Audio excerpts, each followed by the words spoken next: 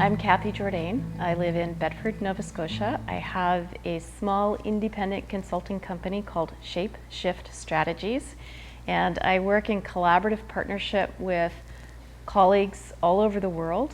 And in the evolution of Worldview Intelligence, I've been working with Jerry Nagel from the Meadowlark Institute in Minnesota in the US. And one of the things about Worldview is that 80% of it operates unconsciously, so we don't even know the lens that we're putting around the world that we see.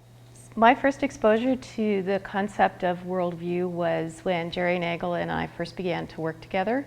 And we were working together doing the Art of Hosting Conversations That Matter, which is a training that invites people into a different kind of space for conversation.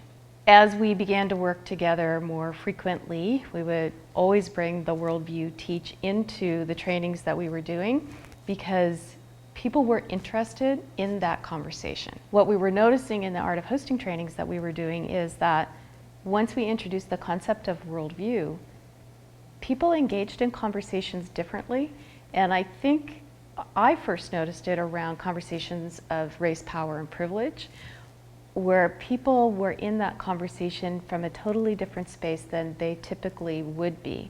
The initial invitation around worldview is to be exploring your own worldview first and your own perspective first.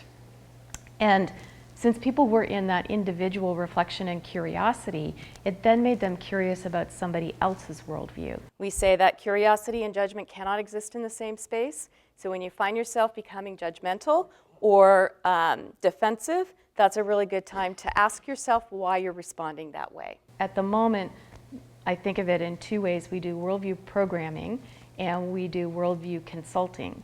And so in the programming, we're offering a sometimes open enrollment programs that has a good structure and flow to it based on the Apostle framework and some of the reflection that we're doing. And that helps us think about what a general offering looks like about worldview. And then when we do worldview consulting with specific clients, we're tailoring the frameworks to the needs of the client and inviting them into conversations about their issues through that framework, and it accelerates our thinking about how to use the frameworks in ways that are impactful for the client work that we're doing. We've had the opportunity to bring Worldview Intelligence programming to Canada, to the United States, to France, and to Belgium.